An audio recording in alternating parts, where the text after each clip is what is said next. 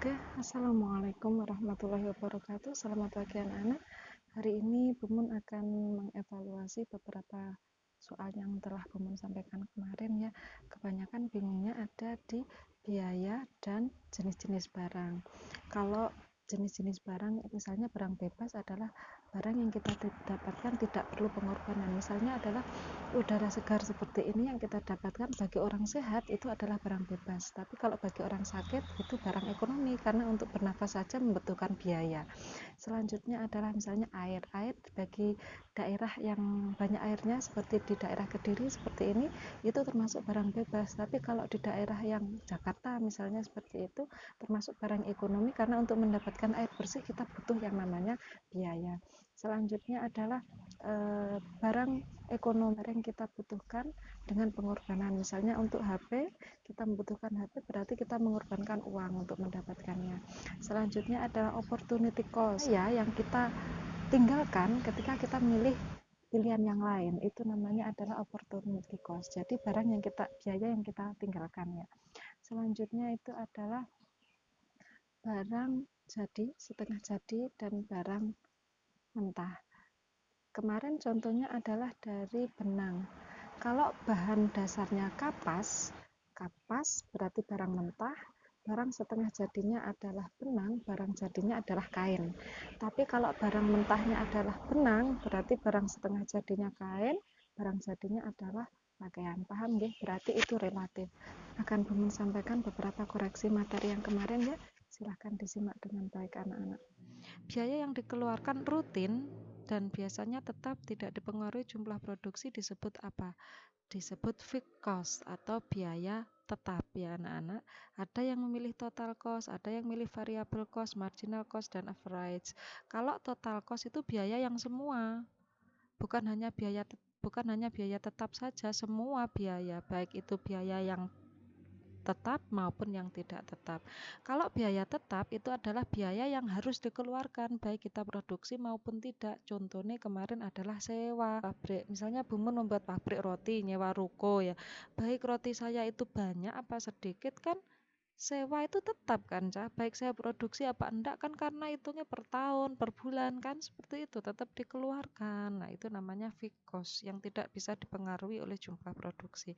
Selanjutnya adalah kalau total cost ya total dari fixed cost dan variabel. Variabel cost itu adalah biaya yang berubah. Kalau produksinya banyak otomatis biayanya juga banyak, misalnya bahan baku yang seperti itu. Kalau marginal itu tambahannya, kalau average itu adalah rata-ratanya. Selanjutnya barang yang pemakaiannya menggantikan barang lain disebut barang substitusi atau barang pengganti. Betul sekali. Kalau komplementer itu adalah barang yang saling melengkapi, misalnya tinta dengan pena, kan seperti itu. Bensin sama motor itu namanya barang komplementer. Selanjutnya adalah barang bebas. Barang bebas itu barang yang kita dapatkan tapi tidak butuh pengorbanan. Barang ilit adalah barang yang kita butuhkan tapi kalau kebanyakan merugikan. Contohnya air, kalau kebanyakan kan banjir. Suatu barang yang berguna jika dirubah dulu. Kayu menjadi meja, masuk pada kegunaan bentuk. Oke, betul. Kalau kegunaan tempat ya berubah karena tempatnya. Misalnya pasir di sungai itu lebih berguna ketika sudah nyampe di tempat bangunan, kan gitu ya.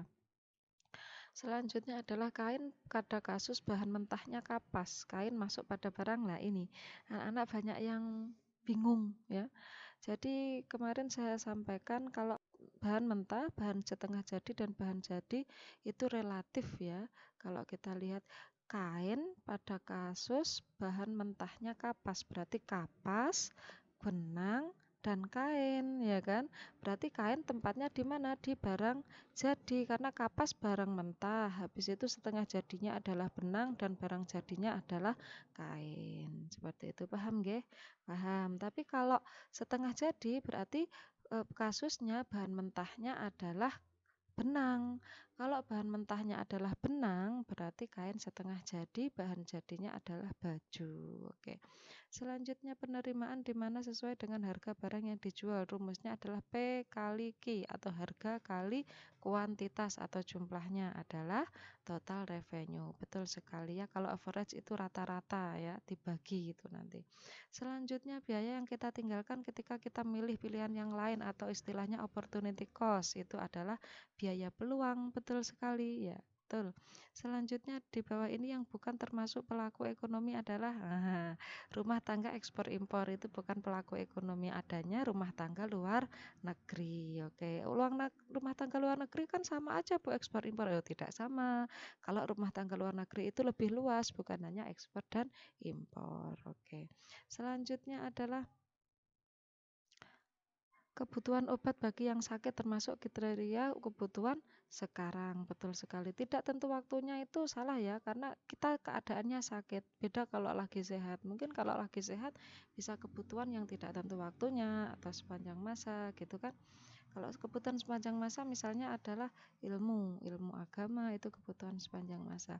Selanjutnya adalah barang yang sebenarnya diperlukan, tapi jika kebanyakan akan membahayakan disebut barang ilit. Betul. Kalau barang bebas itu yang kita dapatkan tanpa pengorbanan. Misalnya selanjutnya adalah merupakan bukan faktor produksi ya. Permintaan dan penawaran itu bukan faktor produksi. Alam, pasti kita memproduksi tidak lepas dari yang namanya alam. Tenaga kerja menyediakan bahan baku, petani, pekebun, lahan sewa adalah faktor produksi alam. Iya, betul sekali. Oke, selanjutnya adalah faktor produksi yang biasanya mempunyai balas jasa upah, misalnya buruh adalah faktor produksi tenaga kerja. Betul sekali. Selanjutnya berdasarkan kualitas tenaga kerja. Dosen masuk pada kategori tenaga kerja terdidik. Betul.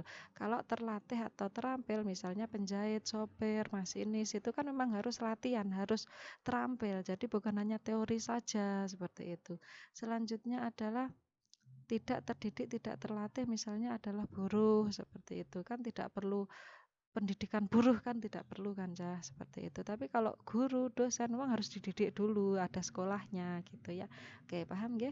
Bapak ekonomi pertama dunia adalah Adam Smith. Oke, kalau John Maynard Keynes itu adalah bapak ekonomi kedua. Kalau Luca Pacioli itu adalah bapak akuntansi. Nanti kelas 12 itu ada pelajaran akuntansi. Oke. Selanjutnya adalah berdasarkan kualitasnya tenaga kerja penjahit pada kategori terlatih atau terampil. Betul. Di bawah ini adalah faktor produksi asli adalah faktor produksi alam. Kalau keterampilan modal ini adalah turunan ya. Selanjutnya termasuk modal yang tidak nyata adalah hak paten. Betul sekali, yang modal tidak nyata adalah hak paten ya. Merek itu juga, goodwill itu juga sama. Jadi modal yang tidak nyata, yang kita butuhkan tapi tidak nyata. Kenapa kita butuhkan? Karena itu memberikan income atau keuntungan bagi kita. Dengan adanya hak paten, merek kita tidak akan ditiru orang lain, seperti itu ya. Terus selanjutnya di bawah ini termasuk modal lancar adalah uang. Betul sekali. Modal lancar adalah modal yang biasanya 1 kali pakai habis atau biasanya 1 tahun habis. Kalau tanah nggak mungkin ya habis. Terus hak paten itu biasanya berlaku sepanjang kita memproduksi. Kendaraan tidak mungkin 1 tahun habis ya, kecuali ada keadaan tertentu. Gedung juga tidak mungkin habis. Selanjutnya adalah yang bukan teori perilaku produsen, yang bukan. Nah, ini modal minimal, laba minimal, ya enggak mungkin lah yang namanya produsen menginginkan laba maksimal. Kalau mendapatkan efisiensi dari proses produksi pasti kita harus efisien kan. Kalau pedagang harus tahu dapat uang berapa, modalnya berapa, begitu. Menghasilkan produk sebanyak-banyaknya pasti itu produsen itu ya, dengan modal sedikit-dikitnya ya. Kan biaya berdasarkan faktor input, pasti semakin mahal faktor inputnya, misalnya bahan bakunya semakin mahal, maka biayanya juga akan semakin mahal. Itu teori produsen. Nanti harganya juga mahal kan gitu.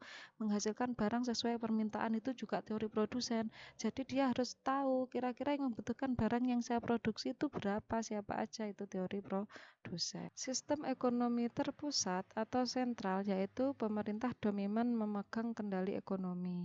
Semua keputusan ada di pemerintah adalah sistem ekonomi komando, betul sekali. Kalau ekonomi tradisional adalah sistem ekonomi yang belum ada campur tangan pemerintah, itu masih tradisional sekali. Biasanya masih barter, belum ada aturan-aturan. Terus di sana masih kekuatan permintaan dan penawaran saja. Biasanya yang membuat ya yang mengkonsumsi. Misalnya zaman dahulu mbahnya Bumun ketika mau hari raya membuat baju sendiri, jadi tidak membeli, terus membuat jajan sendiri, ataupun memproduksi lebih banyak ketika ada pesanan saja. Itu namanya sistem ekonomi tradisional. Liberal itu adalah sistem ekonomi yang kewenangannya ada pada di swasta atau perusahaan atau pemegang ekonomi, seperti itu ya. Jadi pemerintah hanya sedikit mengendalikan atau bahkan tidak mengendalikan sama sekali. Itu sistem ekonomi pasar bebas. Jadi persaingan full antara perusahaan dan pengusaha-pengusaha, seperti itu. Repotnya kalau pasar bebas itu nanti ada yang memakai cara yang tidak baik untuk saingan, seperti itu ya. Memang harus dikendalikan pemerintah memangnya. Terus selanjutnya sistem ekonomi campuran, ini yang biasanya dipakai di beberapa negara dan hampir semua negara memakai ini anak-anak, sistem ekonomi campuran, karena swasta juga diberi kebebasan dan juga pemerintah memantau, mengendalikan, seperti itu. Kalau di Indonesia sistem ekonominya bisa disebut juga sistem ekonomi Pancasila sesuai dengan ideologi orang Indonesia, seperti itu. Jadi yang tidak semua yang diperjualbelikan itu boleh di Indonesia kan. Misalnya barang-barang yang dikendalikan peredarannya. Misalnya bea cukai, rokok, minuman keras itu boleh diperjualbelikan di Indonesia, tapi yang ada bea cukainya. Misalnya rokok itu kan boleh, tapi yang ada bea cukainya kan di Indonesia. Daging babi, Bu, boleh di Indonesia, tapi juga ada aturannya, tidak semuanya langsung dijual di Indonesia. Sudah paham sedikit ya tentang soal yang Bung sampaikan kemarin. Saya kira anak-anak sudah tahu nilainya kisaran berapa, seperti itu ya. Hari ini tidak ada penugasan, silahkan absen saja di kolom komentar ya. Sampai jumpa minggu depan. Jangan lupa bahagia. Dengan bahagia insya Allah imun kita juga akan semakin sehat. Saya akhiri. Wassalamualaikum warahmatullahi wabarakatuh.